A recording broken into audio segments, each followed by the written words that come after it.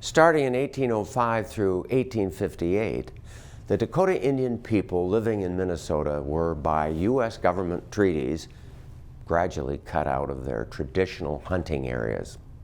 In 1861, crops failed, winter was severe, meager federal payments were late, and Dakota children were starving.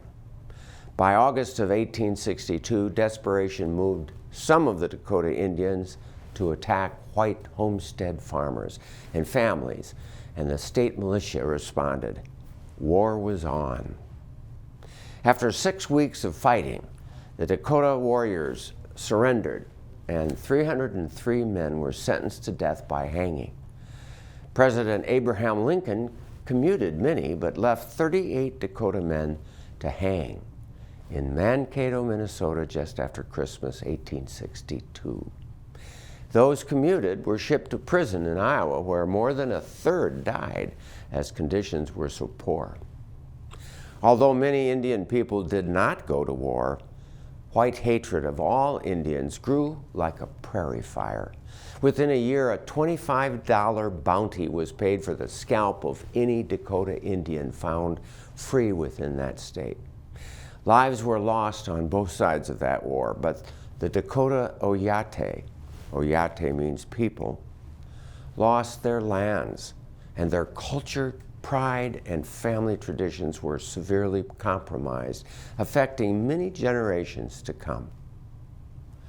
First introduced by mental health expert Maria Yellow Horse Braveheart, historical trauma response, or HTR, is a societal diagnosis now used by psychologists and historians.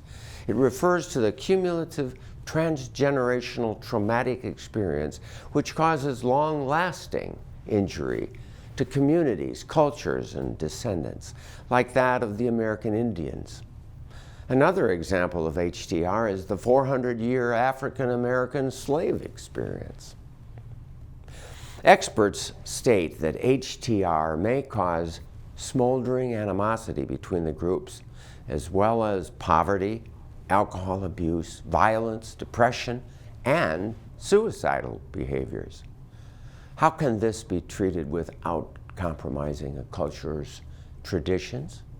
Do ancestors of immigrant Europeans have a societal responsibility to right a wrong? Does smoldering animosity block the path to healing? I believe prejudice hurts all of us. Hate poisons the well, even if it is inherited hate that came from more than 200 years of conflict and violence. It is time for European descendants to free ourselves from the bonds of historical bigotry, better understand the perspective of the Indian people. It's time for people of all races to stop hating and find ways for cultural healing through spiritual kindness to each other. Dakota leader and mystic Black Elk said, "The bison were the gift of a good spirit, and from the same good spirit we must find another strength."